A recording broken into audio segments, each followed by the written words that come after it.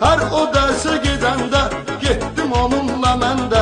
Çox eylədim andaman, axırı ki bir zaman çıxardı incə səsin, söylədi öz kəlməsin. Baxma mənim yaşıma, çox iş gəlib başıma. Xeyli ömür sürmüşəm, çox haksızlıq görmüşəm. İndi isə bir insana, tanımadığım oğlana necə sevirəm söyləyim, mənə etibar eyləyim.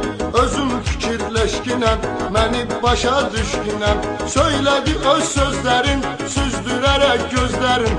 Dedi bu qədər vəssalam, yoluna eylədi davam. Donub yerində qaldım, biraz xəyala daldım. Düşündüm ki düz deyir, çox ağıllı söz deyir.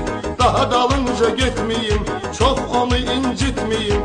Haçansa öz qismətim, həqiqi məhəbbətim çıxar mənim qabağıma, cavab verər sonra.